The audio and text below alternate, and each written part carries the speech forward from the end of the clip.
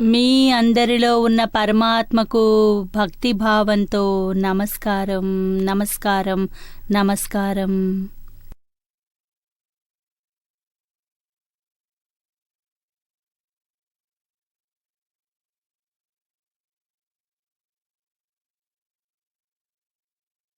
ఏమంటే మన జీవిత వ్యవహారంలో ఎక్కువగా గృహ జీవితంలో మనం మన మాటని పట్టుకుని ఉంటాము. మనం అనుకునేదే, మనం అర్థం చేసుకున్నదే కరెక్ట్, అదే అని, మనం మన మాటే కరెక్ట్ అని అలా సామాన్యంగా అందరూ అనుకుంటారు. చాలా వరకు మహిళలకు అనిపిస్తుంది. ఇక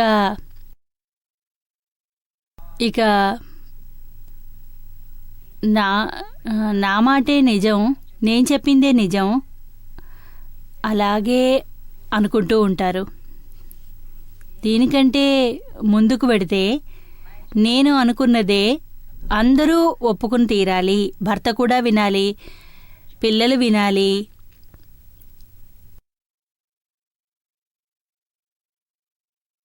ఇక వారు ఒప్పుకోకపోతే మరిక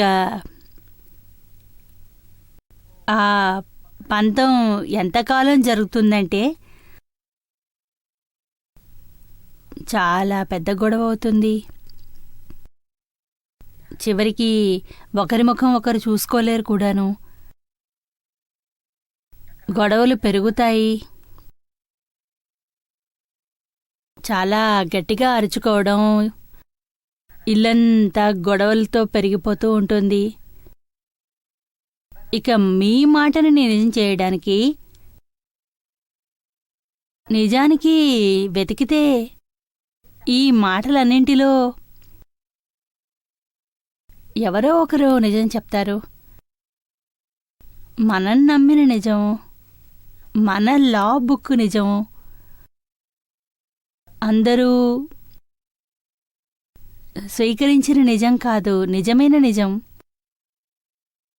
నిజమైన నిజమని అందరినీ ఆమోదయోగ్యమైనదాన్ని అంటారు. ప్రతి ఒక్కరికి అంగీకరించాలి, ఇతరులకు స్వీకారం కావాలి. ఏ ఒక్కరూ ఒప్పుకోకపోయినా అది సత్యం కాదు, అది సత్యం కాదు, నిజమైన సత్యం కాదు. సాపేక్ష సత్యము, నిరపేక్ష సత్యం కాదు, రిలేటివ్ సత్యము. రిలేటివ్ సత్యం కోసం నేను సత్యం అనడానికి పంతం పట్టుకుని ఉన్నాను. ఇంతేకాదు, వారంటారు కదా, గాడిద కాలు పట్టుకున్నాము, దెబ్బతిన్నా కూడా వదిలేది లేదు అని.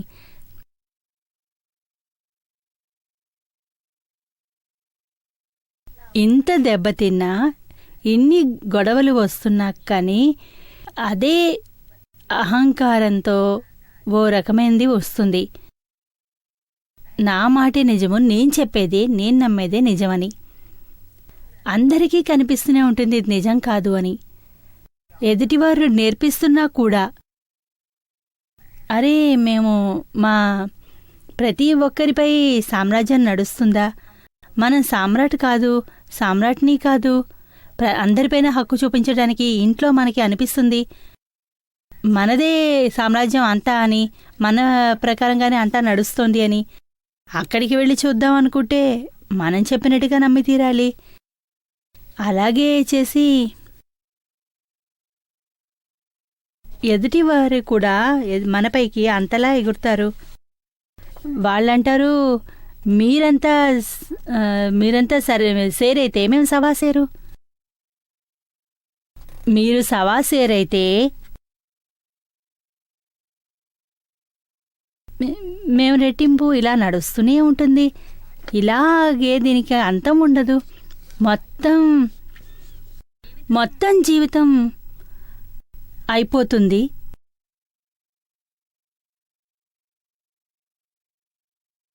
కానీ దీనికి సమాధానం మాత్రం దొరకదు. ఎంతోమందిని చూశానో తమ మాట విని పంతాన్నుంచుకుంటారు. ఇక పక్కకి వెళ్ళిపోతుంది మాట మాత్రం. కానీ నా మాట మాత్రం నిజం, నేను చెప్పిందే నిజం. దీనిపైనే బండి పట్టాలు మారిపోయి వెళ్ళిపోవాలి. అహంకారం పట్టాలపై వెళ్ళిపోతుంది. పని మొత్తం బండి టేకోవర్ చేసి ఇలా వెళ్ళిపోతుంది. అంతా పాడైపోతుంది. మన నవ్వు, సంతోషం అంతా పోతుంది. ఇల్లు ఎడారిలా మారిపోతుంది. దీని ప్రభావం అందరిపైనా పడుతుంది. నిజం అని దేన్నంటారు? ఏ సత్యాన్ని పంతంలో పట్టుకుని క్లేశం ఉంటుందో దీన్ని సత్యమని అనరు కదా. అది అసత్యమే. ఎంతైనా అసత్యం ఉండని సులువుగా వదిలేలేరు. నీటిని వదిలేస్తారు. నీటి ప్రవహిస్తున్నట్టుగా అసత్యం కూడా ప్రవహిస్తుంది. ఆ అసత్యాన్ని కూడా ప్రవహించేలా చేస్తుంది. మరి మహాసత్యం అసత్యంగా మారుతుంది. మహా అసత్యంగా మారిపోతుంది. ఎందుకంటే ఏ వస్తువులో కాస్తైనా కొంచెమైనా చింత, గొడవ మొదలవుతుందో, సంతోషంలో అడ్డుగా అవుతుందో, మనసులో కూడా అడ్డంకులు మొదలవుతాయి. ఇక ఆ సత్యం సత్యం కాదని తెలుసుకో. అది పెద్ద అసత్యము. ఈ సత్యం వల్ల లాభం లేదు, నష్టమే నష్టం. సత్యం అన్నదేంటంటారంటే ఎదుటివారు కూడా స్వీకరించాలి. దాని ఫలితం ఉండాలి, చక్కటి ఫలితం ఉండాలి. ఎక్కడ చూసినా అదే సత్యం అసత్యం మధ్య చాలా కాన్ఫ్లిక్ట్స్ ఎదురవుతూ ఉంటాయి. ఇక జీవితంలో శాంతి ఉండదు. ప్రతి మాటలో, ప్రతి చోట, ప్రతి మలుపులో ఎదురు నిలుస్తుంది, మీ ముందుకొస్తుంది. నా సత్యము ఎదుటివారు ఒప్పుకోరు, అది అసత్యం అని.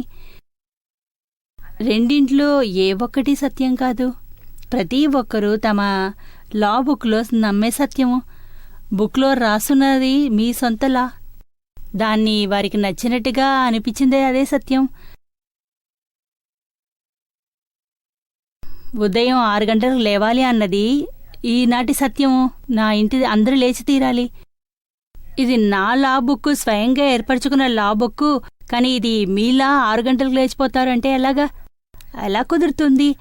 ఎక్కడ అవుతుంది ఇలాగా ప్రపంచం అంతానో? మీరు 5 గంటలకు లేవాలి అని ఎవరన్నా అంటే లేచిపోతారా? 5 గంటలకు లేవాలి అంటే ప్రపంచం మొత్తం 5 గంటలు లేస్తుంది. 6:30కి లే.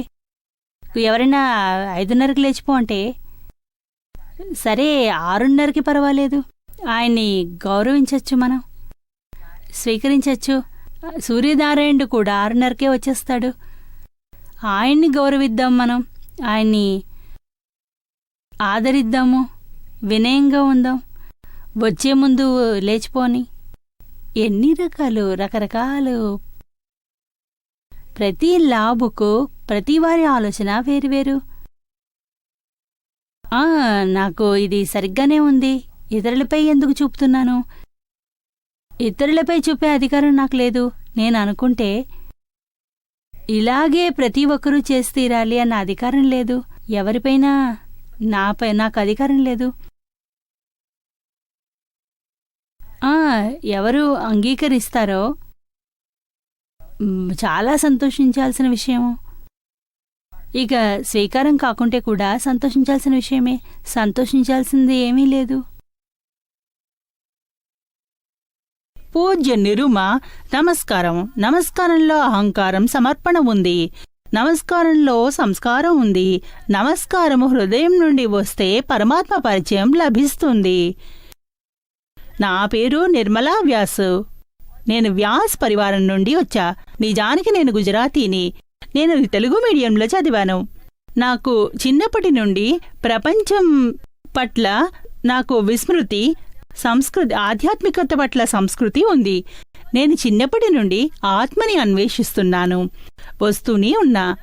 నాకు ఎప్పుడైతే మీతో పరిచయం అయిందో అప్పుడు నాకు మోక్ష మార్గం ఖచ్చితంగా దొరికింది.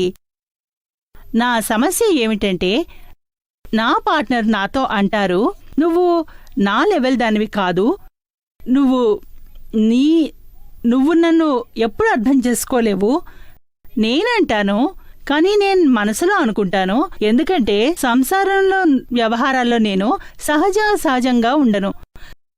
మరి నేను ఏం చేసి తీరాలి?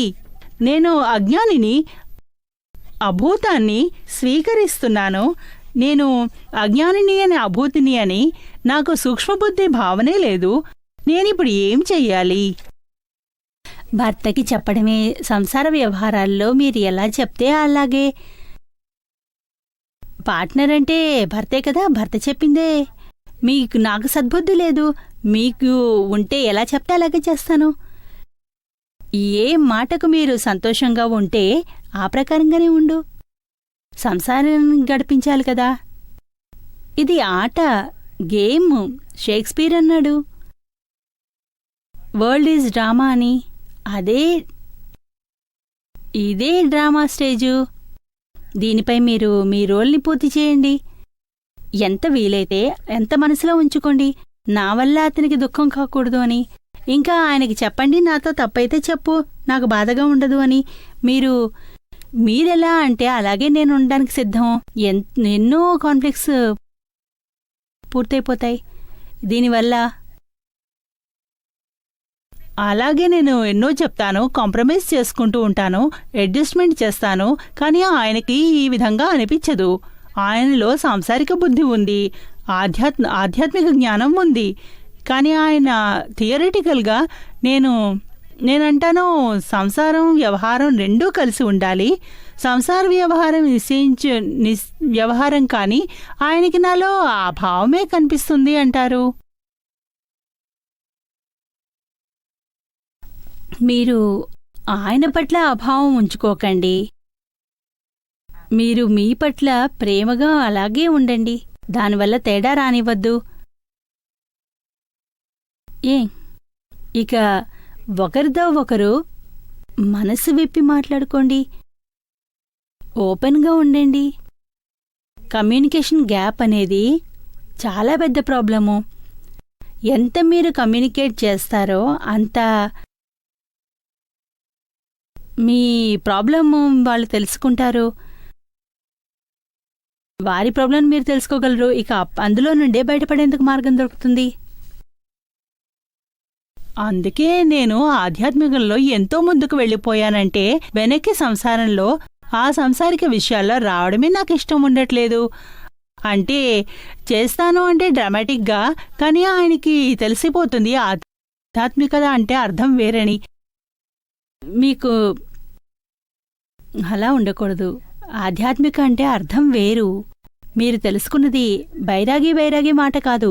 ఆధ్యాత్మికత అంటే సమ్మోహన. బయట మొత్తం ప్రపంచాన్ని నడపండి, అన్ని బాధ్యతల్ని పూర్తి చేయండి. లోపల పరమాత్మతో కలిసి ఉండండి. అందులో లోపలి మాట ఏ మాట డిస్టర్బ్ చేయదు, దానికి తెలీదు కూడాను. నిజమైన గుణం అది. సమత, క్షమ, ప్రేమ, అనుకల్పం, ఇవన్నీ గుణాలు. ఇదే ఆధ్యాత్మికత. ఇందులో మీరు ఇవన్నీ మీలో ఉంటే మీ సంసారంలో కష్టాన్ని ఇస్తుందా? అబ్స్ట్రక్షన్లు ఏమైనా ఉంటాయా? అసలు ఇవన్నీ ఏమీ కనిపించవు మీకు. మీ ప్రపంచాన్ని మరింత అందంగా చేస్తాయి. ఆధ్యాత్మికలో మీరు వెళ్తే బై ప్రొడక్షన్ చేస్తారు. ఆధ్యాత్మం అలా కాదు. మీరు ప్రాక్టికల్ గురించి చెప్తున్నారు. ఇవన్నీ మీ జీవితంలో వస్తున్నాయి అంటే సుఖం ఉంటుంది. ఆధ్యాత్మికత ఉందంటే ఏ ఆధ్యాత్మికతలో కాస్తైనా నడుస్తున్నారో ఆ ఆధ్యాత్మికల్లో మీరు సుఖంగా ఉంటారు. మీ ఇంట్లో వాళ్ళు, మీ టచ్లో ఉన్నవాళ్ళు అందరికీ సుఖమే ఉంటుంది మీ వల్ల. మీకు ఎన్ని కష్టాలు వచ్చినా మీకు ఆ కష్టంగా అనిపించదు. ఇవన్నీ నాకు అనుభూతి అవుతుంది. కానీ చాలు, ఈ అనుభూతి మీ వద్దే ఉంచుకోండి. బయట ఏది ఉన్నా వ్యవహారాలను పూర్తి చేయండి, భర్త డిమాండ్లను పూర్తి చేయండి. ఏది సంసారంలో కోరుకుంటున్నా అది ఇవ్వండి, చెయ్యండి. బయట విభాగంలో ఏమవుతున్నాయో లోపల మీరు వేరు. నిరుమ నమస్కారం. నిరుమ, మనం ఎప్పుడైనా ఎక్కడైనా పని చేసినప్పుడు మన పై అధికారులు ఉంటారు కదా, ఎవరు చెప్పటంతో మనం పని చేస్తామో వాళ్ళు మనల్ని సాధిస్తూ ఉంటారు అని మనకు ఎప్పుడప్పుడు అనిపిస్తుంది. అయితే ఆ సమయంలో మమ్మల్ని మేము సమాధానం చెప్పాలి, ఎలా చేయాలి? ముందు వెతుకు, అన్వేషించు. మీకు నిజంగా అలా అవుతుందా, లేక మీ అహంకారం ఉండడం వల్ల మీకు అలా అనిపిస్తోందా అన్నది. ఎన్నోసార్లు ఏమవుతుందంటే కాస్త ఎక్కువ ఫోర్సుబుల్లీ పని చెబితే మీకు కోపం వస్తుంది. కానీ ఎదుటివారు లక్ష్యం కోపడ్డం కాదు, లోపల ప్రేమ ఉంటుంది. బయట స్ట్రిక్ట్గా ఉంటే లోపల ప్రేమని తెలుసుకోవాలి. ముందు దాన్ని వెతకాలి. మీపైన శత్రుత్వం ఉందా, లేక మిమ్మల్ని ఎత్తిపడేయాలనుకుంటున్నారా అన్నది. మిమ్మల్ని మీరు తోసేయాలని చూస్తున్నారా? నిరుమ ఎలా ఉంటుందంటే, ఏదైతే జరుగుద్దో వాళ్ళు మన వ్యూ పాయింట్నైతే అర్థం చేసుకోరు. వాళ్ళ మనసులో ఏదైతే ఉందో దాన్నే మనం అర్థం చేసుకోవాలి అని అంటారు. మేము ఎన్నిసార్లు వాళ్ళతో ఆర్గ్యుమెంట్ చేసినా అయినా కూడా వాళ్ళు ఎలా ఆర్గ్యుమెంట్ చేసినా కూడా వాళ్ళు మా మాట వినరు, దాన్ని నెట్టుకెళ్ళిపోతారు. ఇంకా దాని తర్వాత వాళ్ళ ఇష్టం.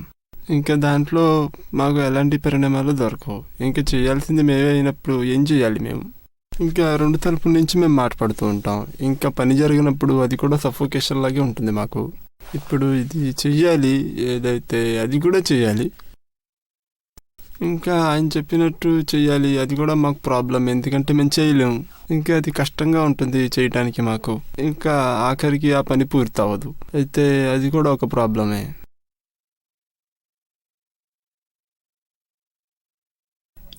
ఎలా అంటే ఇద్దరి మధ్య నాకు అర్థమైంది ఏమిటంటే అదే తేడా. ఏమిటంటే ప్రతి పని విషయంలో ఏమీ ఉండదు. సహజంగా మీపైనే ఉంటుంది. మంచి మూడ్లో ఉంటే శాంతంగా కూర్చున్నప్పుడు వెళ్ళి ఆమెతో మాట్లాడండి, మనసు విప్పి హాయిగా మాట్లాడండి. నాకు అలా ఉండదు, మీరు చెప్పిన పని చెయ్యొద్దు అని. కానీ నాకు ఇలాంటి ప్రాబ్లం ఉంటుంది. నా అహంకారం అలా పెరుగుతుంది. దానివల్ల ఇక పని ఇలా పాడైపోతుంది.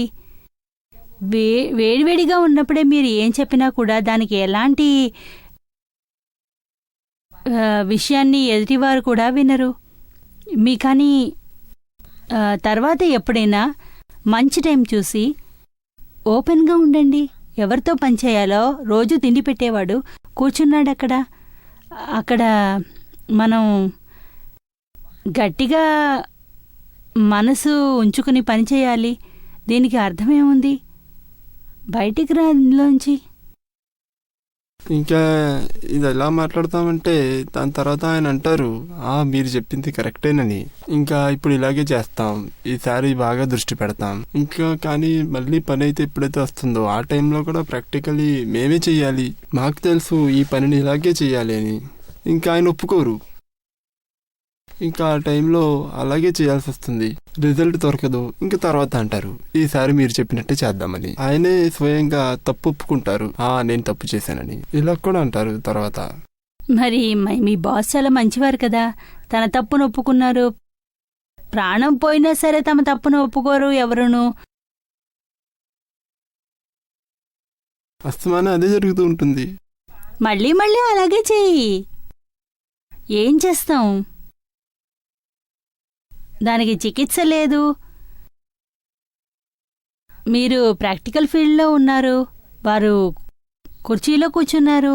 అంటే మీ ప్రాబ్లం ఆయనకి తెలీదు, తర్వాత వస్తుంది. అప్పుడు తర్వాతే సాల్వ్ చేసుకోవచ్చు. ఏముంది అందులో? ఇంకా నాకు లోపల ఒక ఆలోచన ఉండిపోతుంది, ఇలా ఎందుకు అవుతుంది, అస్తమానం ఎందుకు ఇలా ఉంటుంది. ఇంకా నాలో ఈ ఆలోచన ఉండిపోతుంది, ఈ సఫోకేషన్ ఇలాగే ఉంటుంది. దానికోసం ఏదన్నా ఉపాయం చెప్పండి నాకు. ఏం తెలుసుకోగలరు మీరు? కానీ నాకు లోపల ఏ ఆలోచనలు అయితే మీరు ఉంటాయో అవి లోపల ఉంచుకోవాల్సిన పనే లేదు. తెలుసుకున్నారు అని అంటే ఇప్పుడు కాదు, యాక్సెప్ట్ చేయలేకపోతే తర్వాత చెయ్యి. ఆ టైంలో మీరు మాట్లాడకుండా ఉండండి. తర్వాత అరగంట తర్వాత చెప్పండి. మీరు చెప్పారు కానీ మరోసారి ఆలోచించండి, శాంతంగా ఆలోచించండి. నాకు అనిపిస్తుంది ఇలా ఆలోచించినందుకు మీరు చెబితే నేను తప్పక చేస్తాను, కానీ మరోసారి ఆలోచించండి. ఇలా చేయడం వల్ల పరిణామాలు తప్పవుతున్నాయి. ఇలా కాస్త మీరు కూడా అహంకారాన్ని తగ్గించుకొని చెప్పండి, దాని పరిణామం వస్తుంది. కానీ మీరు కూడా అహంకారం పెంచుకుంటే మరి వారు ఇంకాస్త పెంచుకుంటారు. ఎక్కడ చూసినా అక్కడ అహంకారం వచ్చిందే. ఇది మొత్తం ప్రపంచం అంతా ఈ అహంకారంతోనే నడుస్తోంది. మాటకు విలువ లేదు. పెద్ద విషయం ఏమీ ఉండదు, కానీ అహంకారమే వస్తుంది. ఈ అహంకారాన్ని చూడు, దాన్ని కాస్త పక్కన పెట్టు. సమాధానం మార్గాన్ని వెతికే ప్రయత్నం చెయ్యి. మీరే ఎక్కువ తెలుసుకోగలిగితే మీరే అహంకారాన్ని వదిలి అహంకారాన్ని కాస్త పక్కన పెట్టి కొంచెంసేపటి తర్వాత మళ్ళీ వచ్చి మాట్లాడడమే. మీరు ఇలా ఆలోచించారు అంతే, సొల్యూషన్ దొరుకుతుంది. ఎక్కువ అక్కర్లేదు, 10-15 నిమిషాల తర్వాత వచ్చి మాట్లాడితే సొల్యూషన్ ఉంటుంది.